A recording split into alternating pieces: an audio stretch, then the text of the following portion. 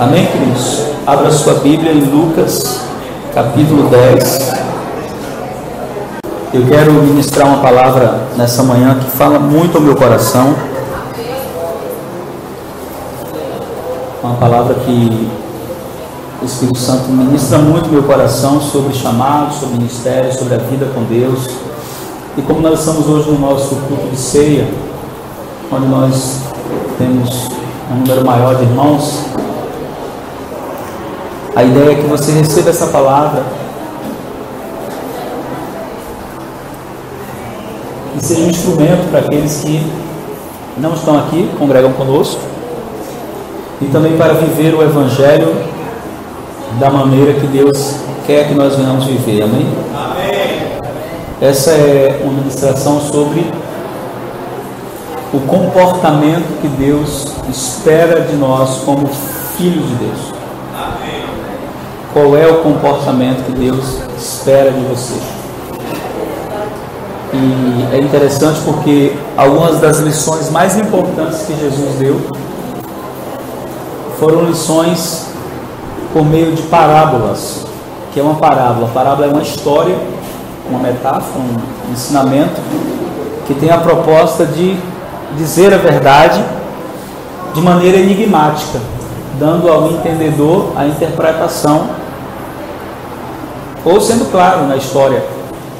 Jesus era um contador de histórias, né? Gostava de contar histórias. E as parábolas de Jesus são inúmeras parábolas, não somente essas que a gente tem aqui, mas João diz que Jesus fez coisas e falou coisas que, se fosse colocar nos livros, não caberia. Teria livro na terra para tanta coisa que ele fez. E essa parábola especificamente é uma parábola que eu amo muito, porque ela me ensinou o verdadeiro sentido do amor de Deus, amor verdadeiro, o que a gente chama de amor ao próximo, amor a Deus e amor ao próximo. Está em Lucas 10, versículo 25 em diante, diz assim: eis que se levantou certo doutor da lei, era um homem que entendia as escrituras, era um homem que estudava. O doutor da lei, ele não era só um conhecedor, ele era alguém que corrigia as escrituras todo ano. Então o doutor da lei era aquele cara que lidava diariamente com a palavra. E para experimentar a Jesus, ele queria fazer o quê? Testar, pôs Jesus à prova. Disse: mestre, que farei para herdar a vida eterna? Essa pergunta, provindo de um doutor da lei, já tinha cara de armadilha, porque o doutor da lei sabia, ele conhecia os mandamentos, ele tinha a obrigação de corrigi-los todo ano. Corrigi-los não, perdão, redigi-los, né? Eles pegavam e escreviam tudo de novo, os pergaminhos dos anos. Então Jesus responde a pergunta dele com outra pergunta: o que está escrito na lei? Como você está lendo? Duas perguntas diferentes: o que está escrito e como você está lendo. Respondeu ele: amarás o Senhor teu Deus de todo o teu coração e toda a tua alma e todas as tuas forças e todo o teu entendimento, e ao teu próximo como a ti mesmo. Nisso se resume toda a lei e os profetas. Tornou-lhe Jesus: respondestes bem, faça isso e você vai viver bem. Para Jesus o assunto estava terminado aí. Ele fez uma pergunta, Jesus deu a resposta e pronto. Só que a ideia dele não era aprender. A ideia dele era expor Jesus diante das pessoas, para ver se Jesus falava alguma coisa que fosse contrária à lei, porque só Jesus falando alguma coisa contrária à lei, ele poderia condenar Jesus. Ele, porém, querendo justificar-se, pergunta a Jesus: e quem é o meu próximo? Essa é uma pergunta interessante. Quem é o meu próximo? Próximo aqui não tem a conotação de distância, longe, próximo, não está falando disso. Próximo aqui tem a conotação de semelhança. Quem é o meu semelhante? Ele poderia perguntar. Quem é o meu próximo? Essa pergunta é tão ridícula quanto a primeira. Porque na primeira ele diz: o que eu faço para herdar a vida eterna? Um doutor da lei? A segunda pergunta: quem é o meu próximo? A grande verdade por trás dessa pergunta é que muitas vezes nós queremos estabelecer quem são aqueles que a gente considera o nosso próximo. Mas aí Jesus vem tirar todas as nossas dúvidas, e a dele também, dizendo o seguinte. E aí, antes de ler o texto, Jesus aqui quis ser provocativo. Jesus meio aqui quis mexer na ferida desse homem, que era a religiosidade. Jesus aqui quis agravar, Jesus queria fazer ele ficar com raiva. Por que Jesus queria fazer ele ficar com raiva, pastor? Porque Jesus entendia aquilo que a gente ensina sobre memória afetiva. As emoções te fazem lembrar do ensinamento. Tanto as emoções boas como as ruins. Então Jesus queria chocar ele. Então, para chocar ele, Jesus pegou e contou essa história. Ele diz: um homem descia de Jerusalém a Jericó. Primeiro, por que já é para provocar? Porque esse é um caminho proibido. Um homem, Jesus não diz quem era esse homem. Um homem descia de Jerusalém para Jericó e caiu nas mãos de salteadores, de ladrões, os quais o despojaram, espancando, se retiraram, deixando meio morto. Casualmente, descia pelo mesmo caminho certo sacerdote. Aí quando o homem ouviu isso, ele disse: sacerdote é figura da lei aqui. Era três figuras que representavam a lei judaica, que eram homens extremamente respeitados: o escriba, que era ele, o doutor escriba, o levita e o sacerdote. Essas pessoas, eles eram o suprassumo da fé. Eles eram homens bajulados por todos, respeitados. Eram homens muito considerados. Então vai descendo o sacerdote, vendo, passou de longe, de largo, ignorou o homem caído. De igual modo também um levita. Jesus pega as figuras mais preciosas da religião judaica e coloca aí. Um levita chegou também àquele lugar, viu e passou de largo. E aqui Jesus mete o dedo na ferida e faz assim, ó. Porque Jesus pega a figura mais odiada por essas três classes. Aquela pessoa que era tão odiada que quando um escriba, um doutor da lei ou um levita passava por um samaritano na rua, eles iam assim, nessa mão aqui. Se eles vissem um samaritano vindo, eles mudavam de rua. Mas se eles não tivessem como mudar, quando ele passava perto, ele fazia duas coisas: ou ele cuspia no chão perto do samaritano, ou ele cuspia na cara. Era assim. Essa briga era antiga. Essa briga aqui era uma briga de mais de 400 anos, de ódio, de rancor. Era como Israel e Palestina hoje. Vocês assistiram às Olimpíadas, lembram? O judoca egípcio lutou com o judoca israelense. Quando terminou, ele ganhou, e o judoca que perdeu foi pegar na mão dele, e ele se recusou a pegar, porque ele era egípcio e muçulmano. Ele não pegou na mão do judeu e ele perdeu todos os pontos que ele tinha e foi classificado às Olimpíadas por falta de esportividade. Mas era esse nível de ódio, era esse nível de rancor. Então Jesus diz: mais um samaritano, que ia de viagem. Presta atenção que, diferente dos dois primeiros, os dois primeiros Jesus disse que eles iam passando. Ou seja, a noção que Jesus dá é que eles não tinham um compromisso. Eles não estavam indo fazer nada importante. Ou seja, eles podiam parar e socorrer aquele homem. Mas Jesus diz: indo de viagem esse homem, ou seja, ele estava ocupado, ele não estava sem fazer nada, ele não estava ali naquele caminho porque ele estava passeando, ele estava com um compromisso. Indo de viagem, chegou perto dele, já fez diferente dos outros. Vendo, encheu-se de compaixão. Aproximando-se dele, atou-lhe as feridas, deitando nelas azeite e vinho, pondo sobre a sua cavalgadura, levou para uma estalagem e cuidou dele. No dia seguinte, tirou 2 denários, que era equivalente a 2 dias de trabalho. Ou seja, ele pegou 2 dias de trabalho dele, deu ao hospedeiro e disse: cuida dele, e tudo o que você gastar a mais, quando eu voltar, eu te pago.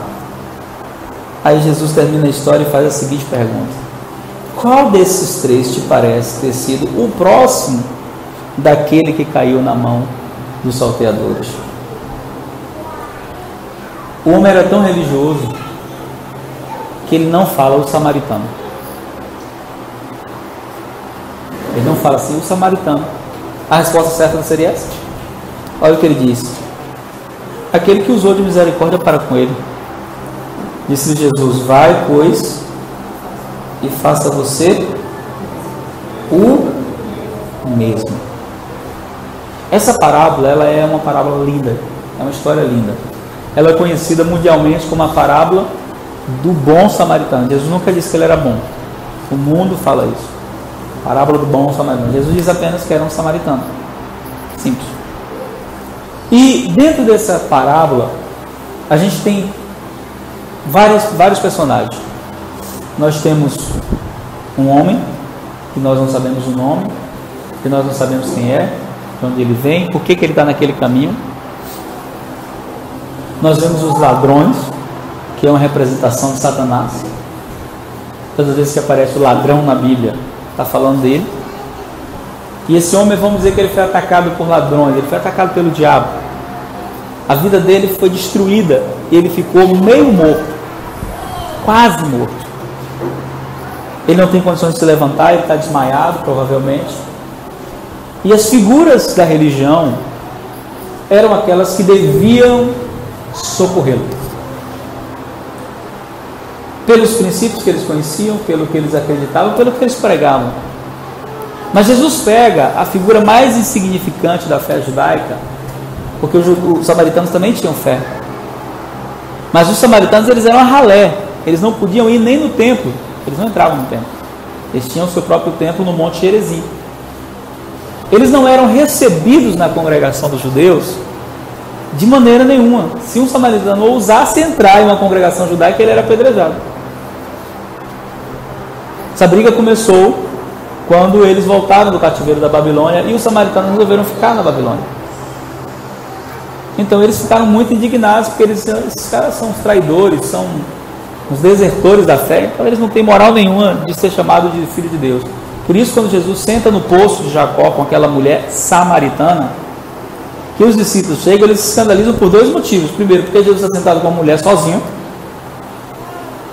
E segundo, porque essa mulher que Jesus está falando é samaritana. Então é um escândalo duplo. Só que Jesus, ele sabia que os samaritanos faziam parte do projeto de Deus. Ele sabia tanto, quando ele fala do livro de Atos, capítulo 1, ele diz: vocês vão receber o poder do Espírito que há de vir sobre vocês. Vocês vão ser minhas testemunhas em Jerusalém, Judeia e Samaria. Uma vez passando por Samaria, Jesus quis entrar numa aldeia para descansar. Os samaritanos começaram a jogar pedra em Jesus. Entra aqui não. Aí Joãozinho, filho do trovão, falou: Senhor, vamos fazer igual o profeta Elias. Vamos mandar descer fogo do céu e vamos queimar esse samaritano todinho. Aí Jesus olha para ele assim: meu filho, você não sabe de que espírito sois. Esse espírito de Elias aí não é o nosso não. Nosso espírito é diferente, vamos embora. Mas ele mudou depois. João se tornou discípulo do amor, o homem que queria matar os outros queimado. Depois, na maturidade, ele: filhinhos, amai-vos uns aos outros. Faltou ele colocar até os samaritanos, né? Mas ele está lá invocado. E as lições que esse samaritano nos traz é muito interessante. Por quê? Porque a perspectiva do amor divino, ela é totalmente diferente do amor humano. Uma das maiores crises que o ser humano vai ter na fé vai ser tentar se relacionar com Deus de maneira afetiva, acreditando que o amor de Deus é um sentimento. Você vai viver em crise se você viver assim. Porque no dia que você não estiver se sentindo bem com você mesmo ou com alguém perto de você, você vai transferir isso para Deus. E isso é muito ruim, porque o amor de Deus não é sentimento. O amor de Deus é um comportamento que faz parte do seu caráter. Deus não tem amor. Deus é amor. É diferente. E esse amor de Deus, acho que o lugar que ele é mais expressado é nessa parábola. Fora do sacrifício de Cristo, essa é a expressão. Porque o amor de Deus, de maneira correta para você entender, não tem a ver com fazer o bem a quem eu gosto, não tem a ver com socorrer a quem eu quero, a quem eu amo. Não. O amor de Deus, na boca de Jesus, se resume nas seguintes palavras: faça pelas pessoas o que você gostaria que fosse feito por você. Isso é o amor de Deus. O que esse samaritano fez com esse judeu? Ele fez por aquele homem o que ele gostaria que alguém fizesse se ele estivesse naquela mesma condição.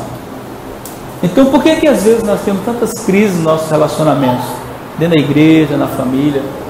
Porque nós queremos o amor platônico, que é o amor da correspondência. Você faz, eu faço. Você vai, eu vou. Você lembra, eu lembro. Entendeu? Esse amor assim que não é que não deve deixar de existir, mas não pode sustentar sua relação com Deus nem com seus irmãos.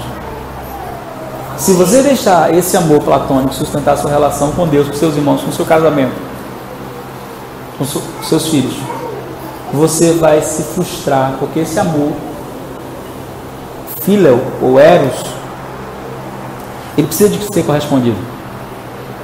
Se ele não for correspondido, ele não ama. Ele se cansa. Tem muita gente cansada de amar. Imagine que você pega um casal no seu gabinete, um olha para o outro e diz assim: pastor, queremos divorciar. Por que quer divorciar? Porque a gente o amor acabou. Volta aí o filme 3 anos atrás. Esse casal que está ali agora sentado na minha frente nesse gabinete, há 3 anos atrás, essa menina que ele disse que não ama mais era a pessoa mais importante da terra para ele. Ele estava disposto a brigar com a mãe dele, com o pastor dele, com o patrão dele, com quem que fosse para ficar com essa menina. Esse cara que essa menina está dizendo que não ama mais, ela era a pessoa mais importante da terra para ela. Ela desobedeceu o pai e mãe, ela brigou com todo mundo porque ela amava esse cara. Agora, 3 anos depois, esse mesmo casal apaixonado, que um morreria por outro, se o pastor chegasse assim: não case não, porque esse negócio não é de Deus, o pastor virava inimigo. Agora, 3 anos depois, esse amor acabou. O que aconteceu nessa trajetória de 3 anos? Aconteceu que esse amor que sustentava esse relacionamento, ele era um amor carne, ele era um amor alma. Ele não era um amor espírito, ágape. Ele era um amor que necessita de correspondência. Era um amor que quando não correspondido, quanto mais profunda for a sua carência, mais a pessoa que está do seu lado está frita. Porque você vai cobrar que ela seja algo que ela não pode ser nunca. Primeiro porque nenhum ser humano pode suprir todas as nossas carências emocionais. Nenhum. Só existe um ser que pode suprir nossas carências emocionais, e esse é Deus. Nenhum ser humano pode. Nenhum marido, ele pode ser o melhor marido do mundo, ele pode ser o melhor pai do mundo, ele pode ser o que for, ele não pode fazer. Vai ter sempre lá dentro um desejo por mais. E esse desejo por mais só é suprido pela presença de Deus, de ninguém mais. Então, dentro da igreja, ou nos nossos relacionamentos interpessoais, nós não podemos sustentar as nossas relações baseado nessa perspectiva do amor natural, porque vai ter gente que não vai corresponder a isso. Vai ter gente que você vai fazer tudo o que você fizer, você vai dar o seu melhor e ainda vai ser pouco. Você vai dar o seu melhor e ainda não vai prestar. Por quê? Porque aquelas pessoas não recebem ou não entendem o que elas estão recebendo. E aqui nessa parábola, Jesus não fala do amor eros, que é o amor da atração, nem do filéu, que é o amor que sustenta as relações de maneira recíproca. Ele não está falando desses dois amores. Jesus aqui está falando do amor ágape. E aqui, dentro do amor ágape, Jesus procura colocar algo muito interessante. Jesus não coloca um amigo socorrendo um amigo. Jesus coloca um inimigo socorrendo um inimigo. Porque você pode aqui tranquilamente substituir a palavra samaritano por inimigo. Mas um inimigo ia de viagem. Bom, se o inimigo está passando e o inimigo está caído, quase morto, o que é que ele faz? Termina de matar. É a lei natural dos fatos. Mas esse inimigo aqui, ele resolveu não ser inimigo.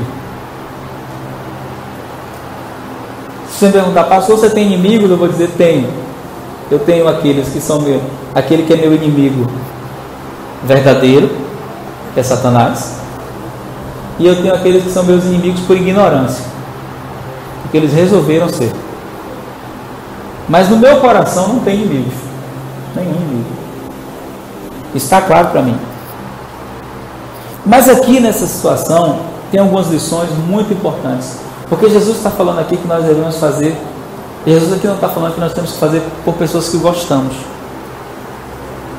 Aqui ele está falando de fazermos o que eu vou falar agora, que eu vou começar a falar, por pessoas que a gente não vai com a cara.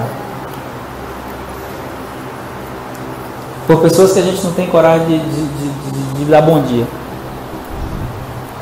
Por pessoas que a gente diz assim, não, essa pessoa aí não vale nada não. Jesus está falando de você fazer isso que eu vou falar agora, por pessoas que talvez nem mereçam. Talvez nem mereçam. Mas aqui não tem a ver com mérito. Aqui tem a ver com graça. Aqui não tem a ver com dar e receber. Aqui tem a ver com dar, porque já recebeu. Amém? Aqui não tem a ver com ser correspondido. Aqui tem a ver, eu sou tão amado que eu posso fazer. Tem a ver com isso. E aí a primeira coisa que Jesus diz, que ele ia de viagem. Ele ia de quê? Viagem. Esse homem não era um desocupado. Você sabe qual é a maior desculpa que as pessoas dão para não amar? E a gente, quando fala em amor, a gente pensa nisso. Ai, tá com você, não sei o quê. A gente pensa em estar abraçando. Não, o amor, irmão, não se resume a isso. Corresponder à necessidade do outro pode ser a maior atitude de amor que você tem para com ele. Corresponder àquilo que o outro está precisando pode ser a maior atitude de amor que você tem para com o outro. Então, sabe qual é a maior desculpa que a gente dá para não amar? Eu não tenho tempo. Estou ocupado, pastor.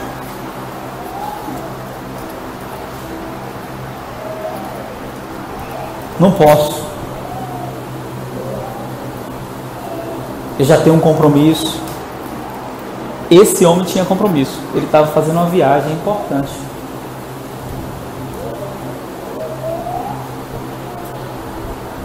Você está disposto a interromper sua agenda para socorrer os necessitados?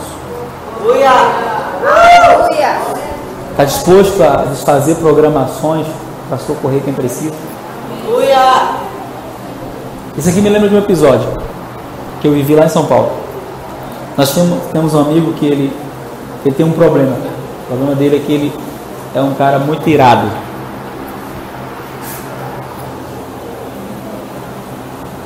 E ele já perdeu tanta coisa com Deus por causa da ira. Tanta coisa. Uma coisa grande mesmo de Deus. Quando Deus ia fazer algo grande, ele fazia uma besteira. E dessa vez que ele fez essa besteira, ele tinha sido separado pelo ministério para ser pastor. Aí ele tem uma irmã que é muito encrenqueira, pior que ele. Foi bater boca com ele na frente do estabelecimento dele e agrediu a esposa dele. Aí ele não aguentou, meteu a mão na cara da irmã. Mas ele ia ser ungido a pastor 1 mês depois. Então, quando me contaram, já estão sabendo o que fulano fez? Que é assim que chega, né? Aí eu disse, não, foi o que? Rapaz, você acredita que fulano meteu a mão na cara da irmã? Aí quando eu vi aquilo, eu já sabia. Ele foi meu mestre de capoeira quando eu era moleque. Eu já sabia que ele é esquentado, né? Mas foi mesmo, mas foi por que aconteceu isso? Porque eu não sei, eu sei que ele meteu a mão na cara. E eu era o líder de louvor daquele ministério, daquela igreja. E o pastor, um dos pastores. E a escala era minha naquele dia. Aí eu cheguei na igreja, chamei o Edson, chamei o pessoal e disse assim: façam um louvor que eu não vou ficar no culto hoje não. Ah, você não vai ficar no culto? Não vou não. Eu vou ali que eu tenho que falar com alguém. Aí cheguei na casa dele, bati no portão, a esposa dele abriu. Ela me abriu e me abraçou chorando. Ô pastor, aconteceu uma loucura, coisa e tal, me contou, né, tudo. Aí eu falei, cadê ele? Esse ele está lá na laje, está lá chorando, está lá em cima. Aí ele estava, nunca esqueço assim, ele estava sentado na laje, sem camisa, com calção daquele de futebol e chorando muito. Aí eu subi, sentei do lado dele, não falei nada, fiquei sentado do lado dele. Ele olhou para mim e falou assim: você não vai para a igreja hoje não? Eu disse: não, vou não. Por quê? Porque eu vim ficar contigo aqui. Eu disse: não, pai, vai para a igreja, depois você vem aqui, você passa depois do culto, a gente conversa. Eu não estou com a fim de conversar com ninguém não, então a gente fica aqui quietinho sem conversar. Você chora, eu fico aqui orando por você. Aí ele olhou para mim assim: mas não é você que vai fazer o louvor hoje? Era. Aí começou a abrir, desabafar, né? Falar das crises dele, tal. Esse cara, todas as vezes que ele lembra de mim, ele lembra desse dia. Desse dia. O dia em que o pastor deixou o culto para ficar com alguém, só com uma pessoa. Não é que eu não tinha ocupação naquele dia, a responsabilidade do culto era minha, total, coordenada. Mas às vezes a gente não entende que a dor da pessoa às vezes não pode esperar. Porque aquele momento que a gente não vai, pode ser o momento em que aconteça algo pior do que o que já aconteceu. E esse homem, ele interrompeu a agenda dele. Não foi porque ele viu ali o melhor amigo, não foi porque ele viu ali o amigo de infância, não foi porque ele viu ali o cara que ele gostava, ele viu um inimigo ali. Ele viu alguém que não prestava para ele, do ponto de vista cultural, religioso. Trazendo para a nossa realidade evangélica também. Ele viu o travesti ali. Ele viu o macumbeiro. Ele viu o ateu, o satanista. Ele viu alguém que não merece ser amado,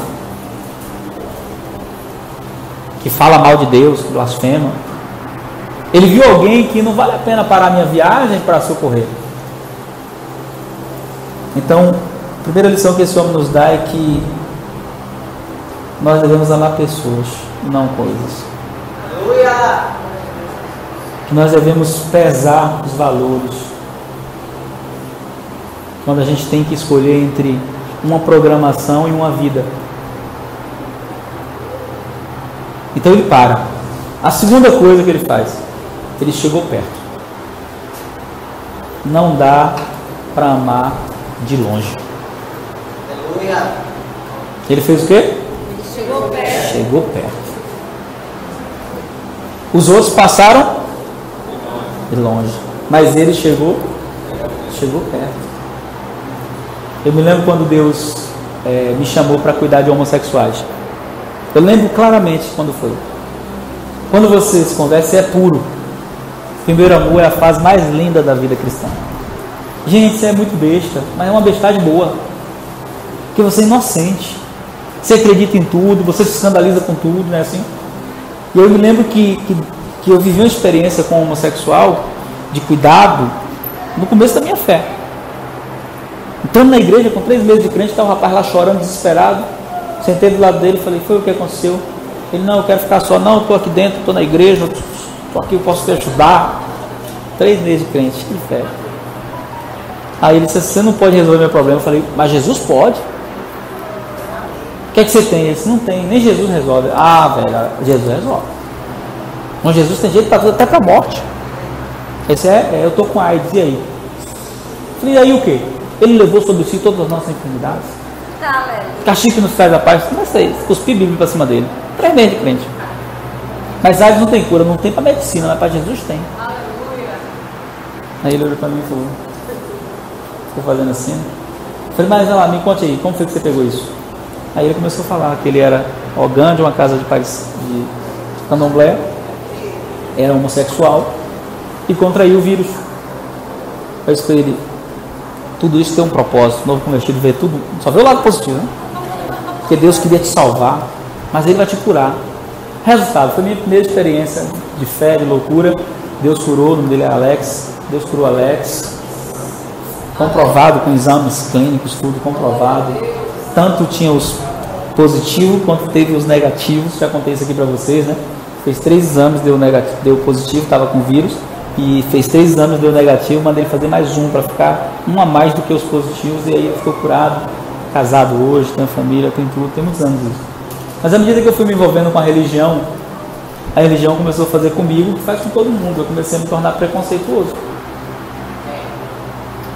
Então quando eu via um homossexual na rua, eu dizia, como é que pode um negócio desse?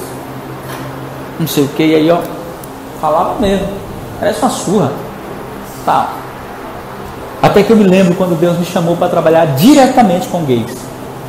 Eu estava orando, aquele momento de quebrantamento, chorando. Eu te amo, Senhor. E aí Deus falou comigo, você não me ama. Eu falei, como? Você não me ama? Amo. Ama não. Por que eu não te amo? Que história é essa? Porque você não ama aquilo que eu mais amo. E o que é que você mais ama? Eu amo vidas. Aí eu, mas eu amo vidas. Não todas. Você faz acepção de pessoas. E eu não.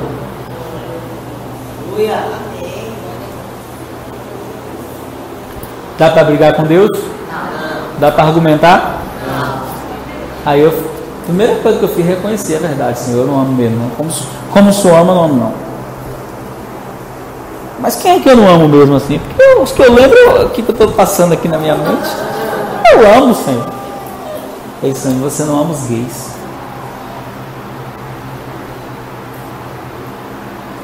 É verdade, não amo mesmo não. Eu não amo não, Senhor. E o que é que eu faço para amar? Aí disse, você quer? Quero. Então eu vou te ensinar a amar. E a primeira lição que eu aprendi, não dá para amar de longe. Tem que trazer para perto. Daquele dia em diante, Deus começou a trazer para perto. Eu ia pregar nas igrejas, terminava o culto, alguém se aproximava de mim sem pinta nenhuma, dizia assim, eu preciso conversar com o senhor. Quando sentava, filho de pastor, criado na igreja alguns, dizia assim, não pastor, porque eu tenho uma coisa que eu nunca contei para ninguém, mas Deus me disse que para o senhor eu posso contar. Eu já sabia quando falava assim. Aí eu dizia, o que é? É porque eu sou gay. Aí começou a nossa trajetória de cuidado e de amor. Levar para dentro da nossa casa, nossos filhos pequenos. Todo mundo dizia, vocês são malucos, são loucos. Se um cara desse abusar de Davi, se aconteceu alguma coisa com suas filhas, a nossa casa foi treinada desde pequeno a cuidar de gente. Então eu dizia, vai vir um menino para aqui, ele tem esse problema. Não tratem ele como homossexual, tratem como homem, ele é homem. E tal, hoje elas já são maiores, elas nos ajudam no procedimento total de comportamento. Isso aconteceu com o Felipe, vocês acompanharam.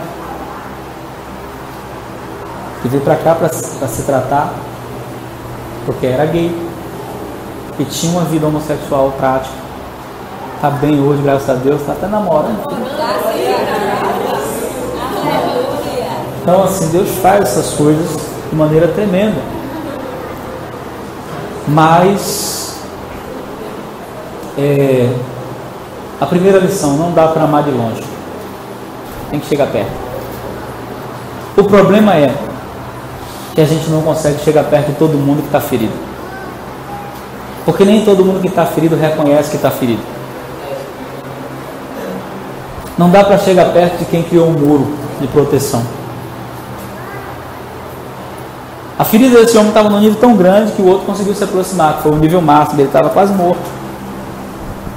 Mas quando você chega perto, e aí quando você chega perto, você vê algumas coisas que você só dá para ver de perto. Tem algumas coisas que só dá para ver de perto. Meu pai, o apóstolo Zerito, ele fala algo interessante. Você olha para o mar de longe, né? Você fala, que coisa linda, não é assim? Aí você vai chegando perto. Aí você vai enxergando que não é tão lindo quanto parece. Que tem sujeira, que é perigoso, não é assim? De longe é tão lindo, você não vai entrar. Você olha uma montanha de longe e você fala, nossa, que coisa, que montanha linda, meu Deus. Aí vai entrar na montanha para você ver.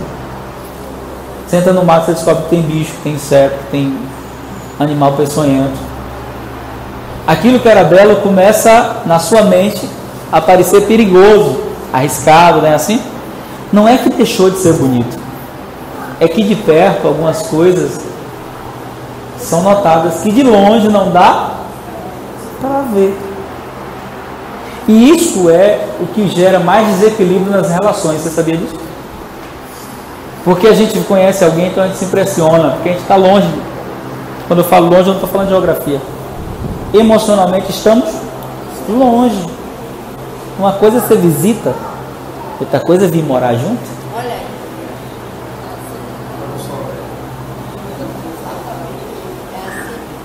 Então, a distância não é uma condição geográfica.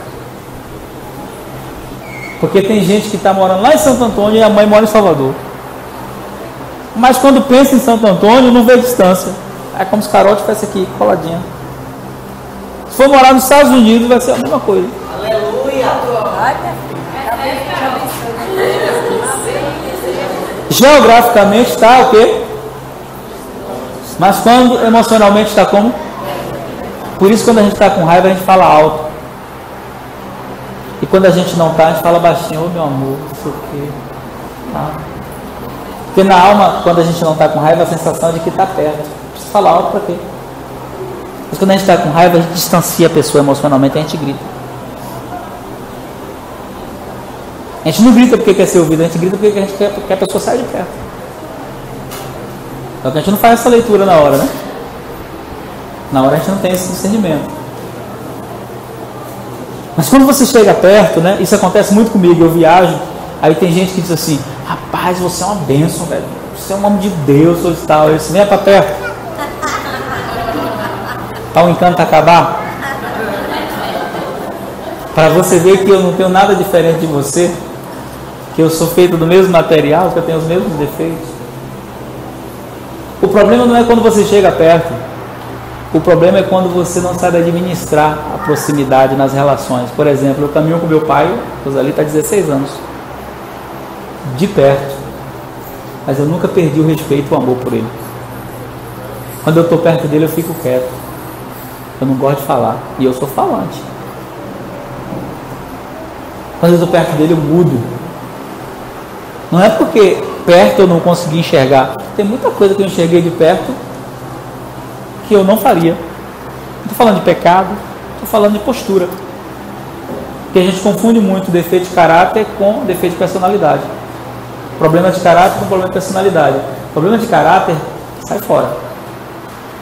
Agora tem gente que tem problemas de personalidade.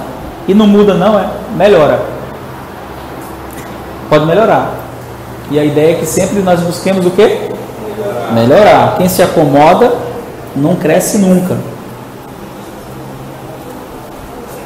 Mas, falando de feridos, o que é chegar perto? Chegar perto é conhecer a história do outro. Não dá para curar a ferida de longe. Não dá para socorrer de longe. Tem que chegar. Então, primeiro, ele interrompeu a agenda dele. Segundo, ele chegou perto. Deus quer que você chegue perto dos feridos. Amém? Quando ele chegou perto, ele viu. Mas ele não já tinha visto de longe? Tinha, mas de longe ele não enxergou todos os ferimentos. De longe ele enxergou um homem caído. De perto, ele enxergou as feridas. Tem coisa que só dá para ver de perto. E quando ele viu as feridas, quando ele viu o estado do homem, sabe o que aconteceu com ele? O texto diz no versículo 33 que ele encheu-se de compaixão. Ele não encheu-se de nojo, de raiva. Ele encheu-se de quê? Aí ele faz outra coisa, diz assim: ele aproximou-se. Qual a diferença de chegar perto e se aproximar? Diferente. Chegar perto eu estou disposto a conhecer a sua história. Isso é chegar perto. E se aproximar, eu estou disposto a me envolver com a sua história.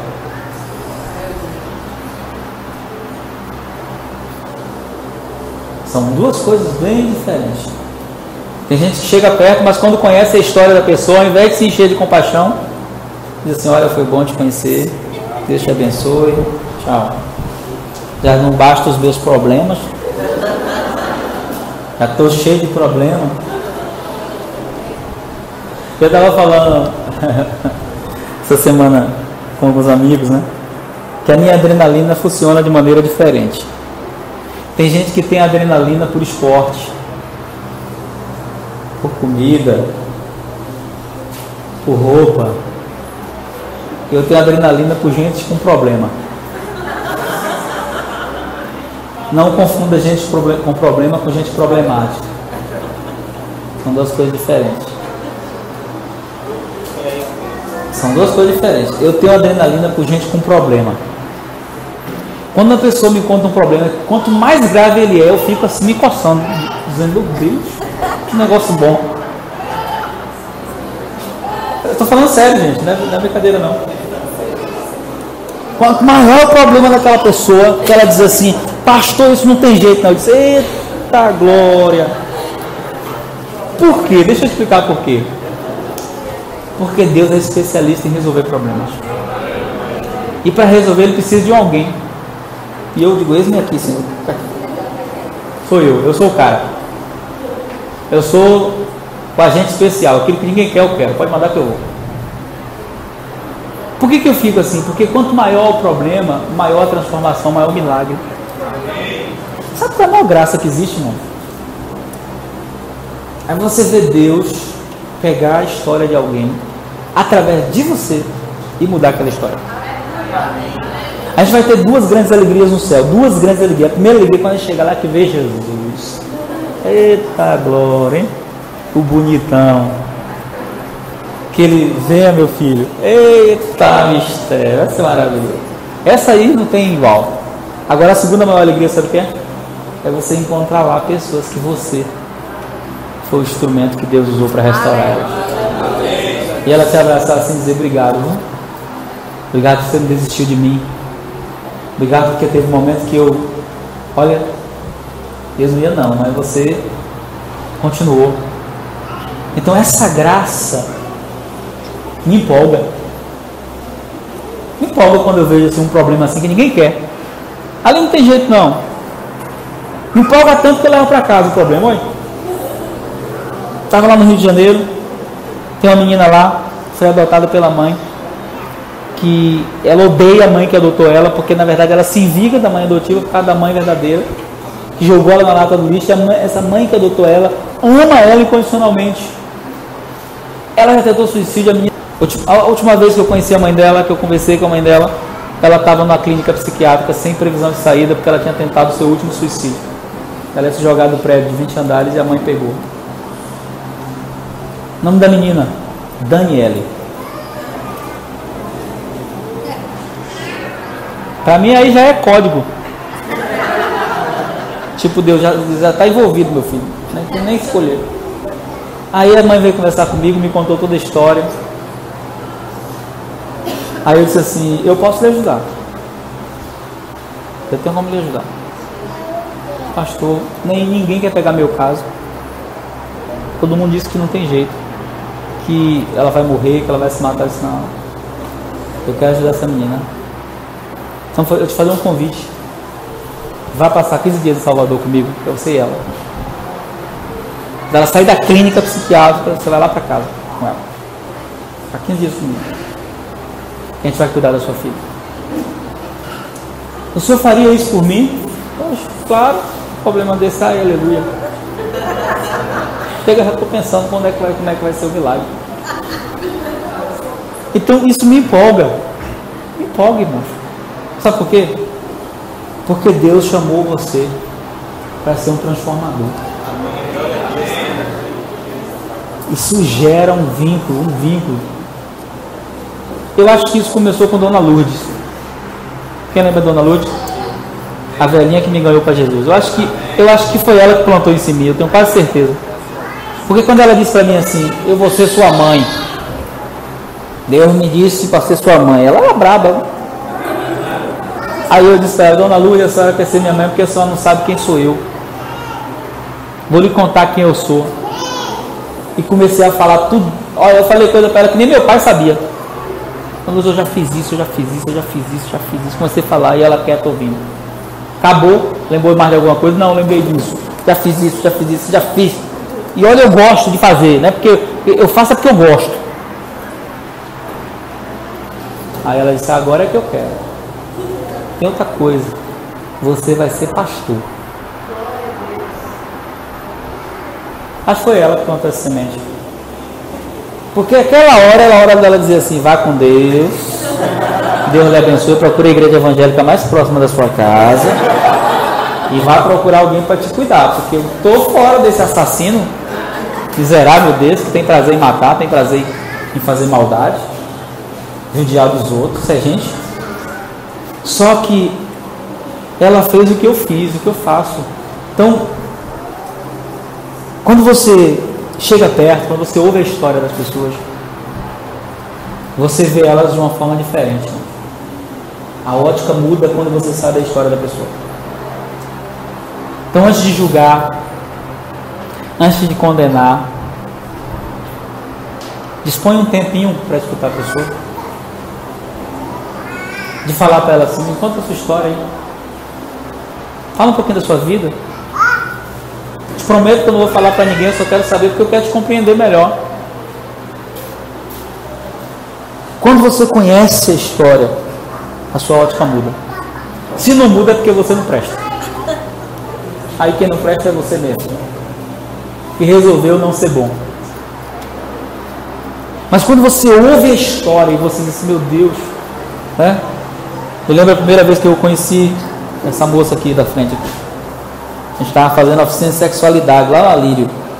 Aí ela entrou lá, toda estranha. Eu disse, essa mulher tatuada não é daqui não. Aí na hora das perguntas ela me fez uma pergunta. Não sei se ela lembra, mas eu lembro a pergunta até hoje. Aí ela me perguntou, uma pessoa assim, assim, assim. Eu sabia que ela estava falando dela. Pode mudar? Eu disse, claro, pode. Mas o senhor conhece alguém que mudou? Eu falei, claro, eu. Naquele dia Deus nos conectou. Aquele dia. Ontem eu estava contando a história deles, do casal, para Sara. Sara é filha do pastor Elcio. Cadê Neide? Saiu? Quem é o pastor Elcio? O pastor Elcio é um pastor lá do Rio de Janeiro, líder de um grande ministério. Nós fomos pregar lá. Na época foi o Neide e o Paulo comigo para lá. E quando eu estava ministrando, ele chegou na igreja, eu não sabia que ele era o pastor presidente. Sentou na frente.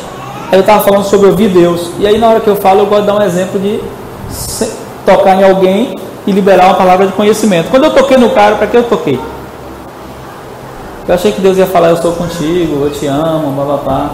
Quando eu toquei nele, Deus começou a falar coisas que eu não podia nem falar ali no culto. Aí eu só falei para ele assim, algumas coisas que eu podia falar, né? E disse para ele assim, olha, não se preocupe com os seus filhos, porque Deus vai restaurar a sua casa. Mas o que Deus tinha me mostrado foi muito mais que isso.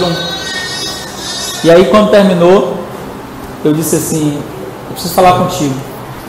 A filha dele estava vivendo um relacionamento homossexual, filha de pastor. Ela estava noiva da menina e ia casar. O outro filho dele estava no centro de recuperação, viciado em cocaína. E eu disse para ele assim, olha, Deus vai restaurar a sua casa.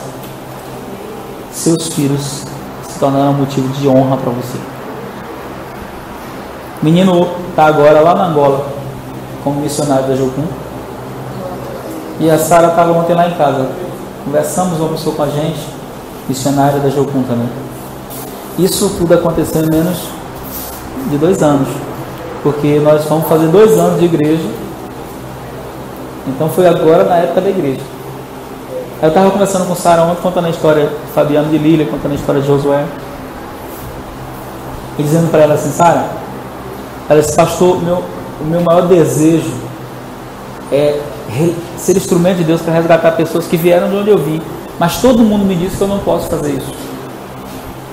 Porque eu posso voltar a cair. Eu falei, isso é mentira. A única coisa que você não pode fazer é fazer sozinha. Você precisa de uma equipe, você precisa de alguém do seu lado. Mas você vai ser instrumento para libertar pessoas. Então quando você chega perto, a história muda. Amém? Amém. Sua ótica muda. Mas vamos lá, terminou não. Quando ele se aproximou, sabe o que ele fez? Atou as feridas. Ei, Belinha.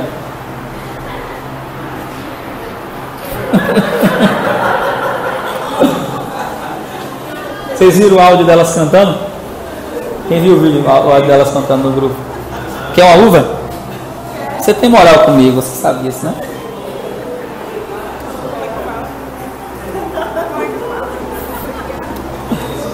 Vinde a minhas criancinhas, pois delas é o reino, né? A mesa é das crianças, né? O negócio aqui é meu, eu pego a hora que eu quiser, é assim mesmo. Então, amém?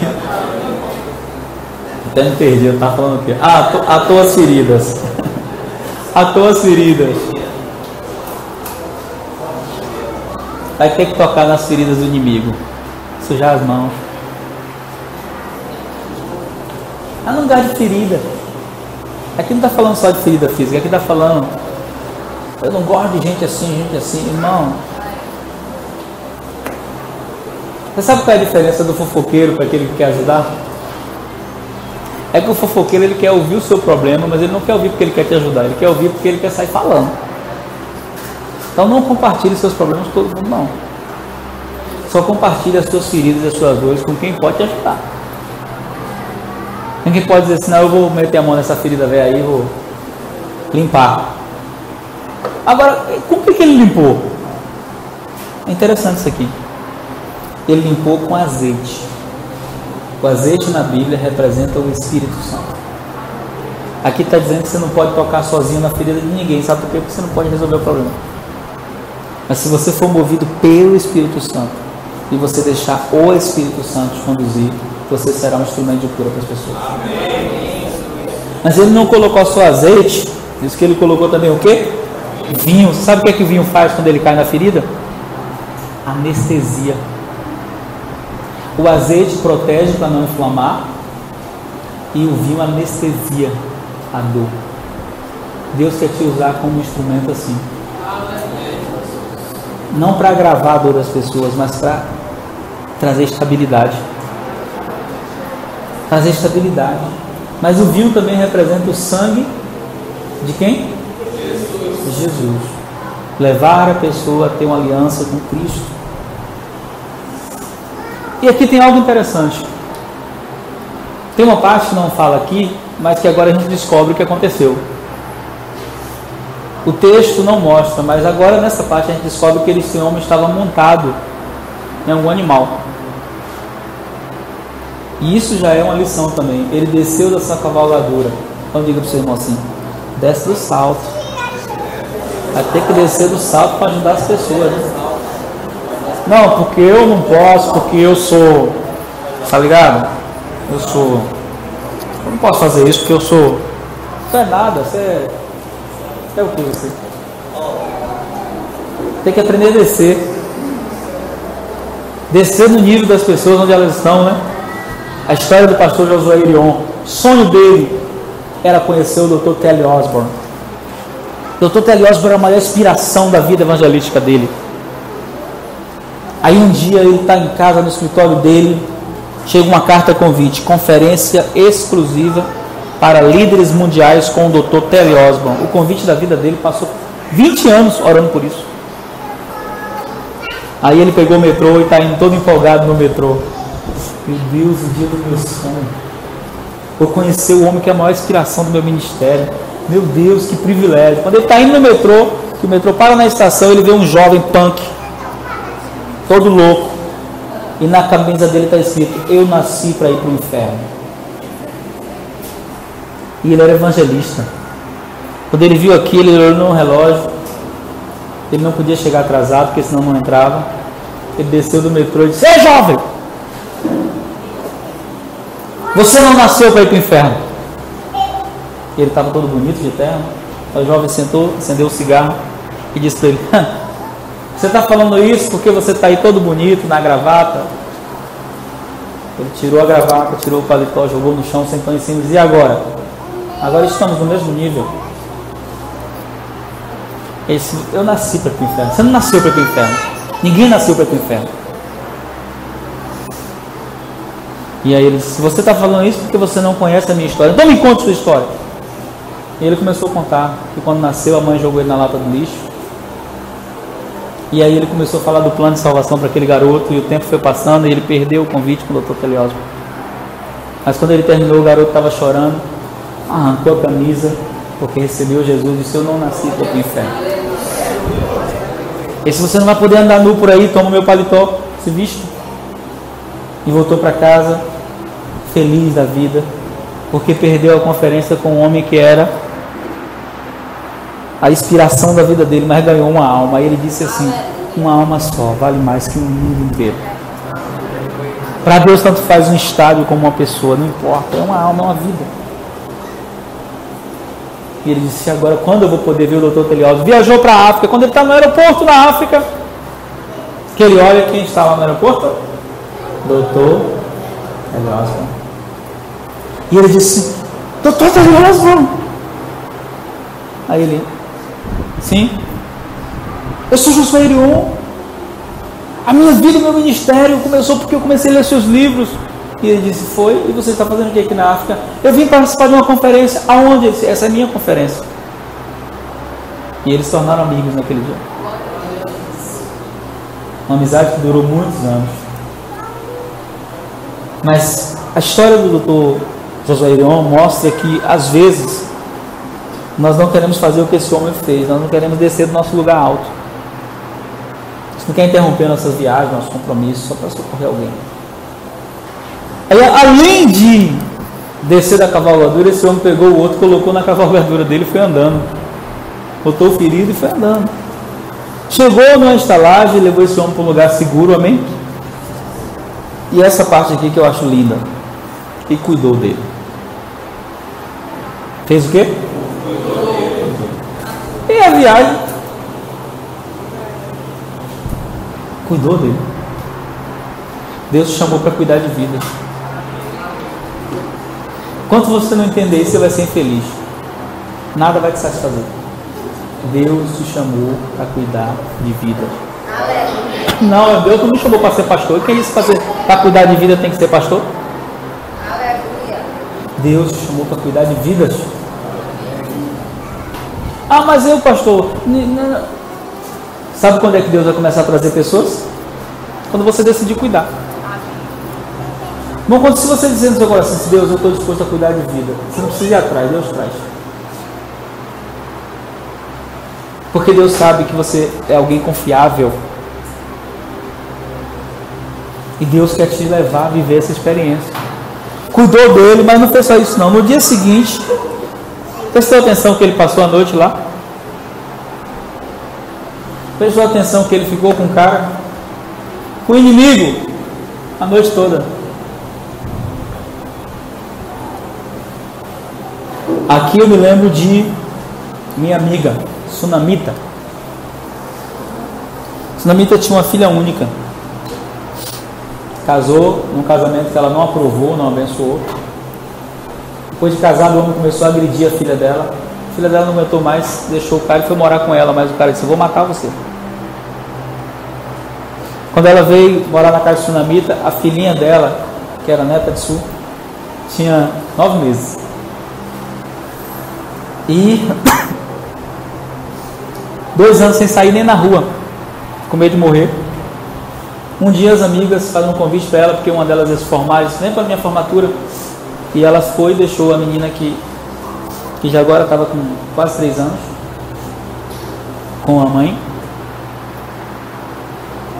E bateram na porta. Quando o Sunamita abriu, era o cara armado. Entrou e disse: vou esperar sua filha, porque eu vim hoje para matar ela.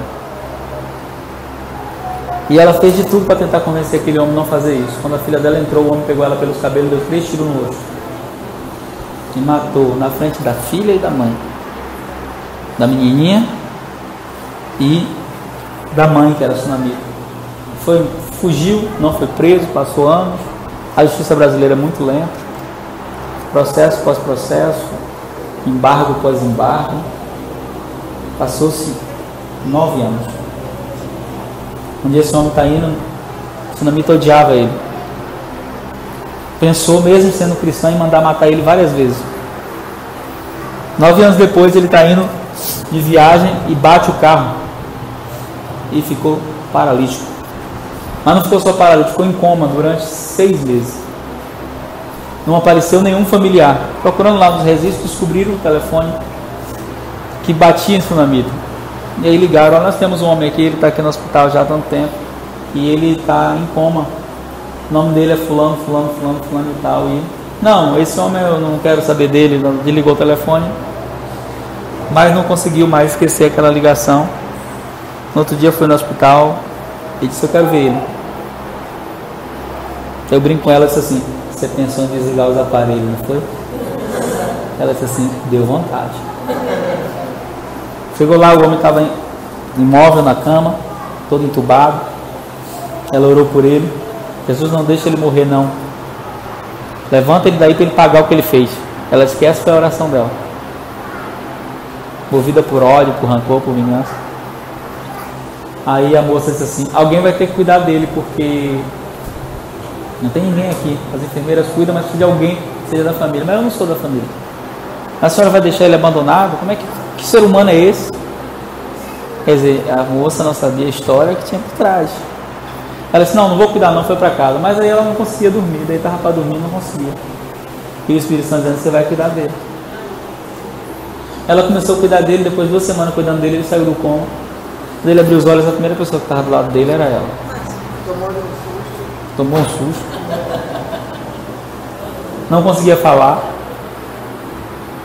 Olhos de desespero, como que diz: essa mulher está fazendo o que aqui? Quando ele voltou a falar, foi a primeira pergunta que ele fez: o que a senhora está fazendo aqui? Aí ele disse: você não merece, mas eu vou cuidar de você porque você é o pai da minha neta. E eu vou cuidar de você por amor à minha neta. Só que aí, quando ele teve alta, ele foi para casa de sul.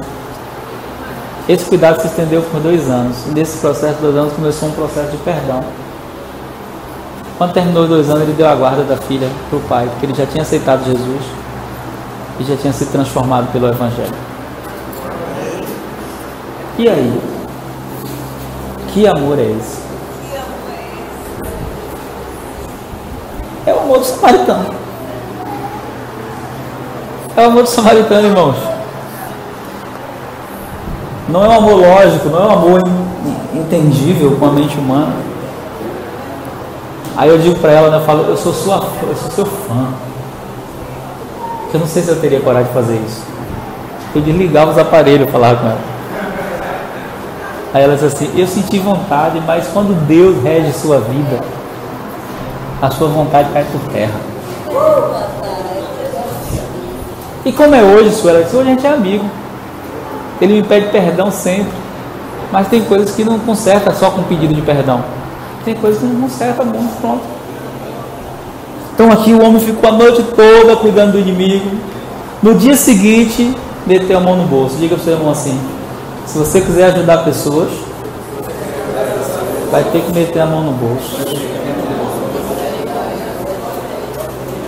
Está disposto a meter a mão no bolso para ajudar? Não, eu quero ajudar sim, mas metendo a mão no bolso, não, irmão, vai ter que meter a mão no bolso. Deu dinheiro, deixou ele ali e disse assim: ó, cuida dele e se precisar de mais alguma coisa, pode botar na minha conta que eu pago. Amém? Amém. Sabe como é que a gente termina aqui hoje? É com a frase de Jesus para o homem, o religioso. Sabe o que foi que Jesus disse para ele? Vai e faça você o mesmo. E isso não é para quem não veio hoje. Isso é para você. Isso é para mim. Então fala para ele assim: vai, faça o mesmo. Começa a pensar diferente. Começa a socorrer as pessoas. Que você ama e que você não ama. Vai e faça o mesmo. Essa lição aqui é a lição de vida que o Evangelho tem que trazer para nós. Amém? Por que que o Evangelho não é para todo mundo? Jesus morreu por todos, mas nem todo mundo está vivendo o Evangelho de verdade. Porque não é possível viver o Evangelho sem sacrifício. O Evangelho começa com o sacrifício a vida do Evangelho continua com sacrifício. O sacrifício nosso é a mínimo. O pior foi o dele. O pior foi a morte de Jesus. Então, queridos, nessa manhã eu quero te incentivar a viver esse amor diferente. Esse amor que o mundo não conhece. Esse amor de Deus. Amém? Vamos orar? Quero que você fique de pé.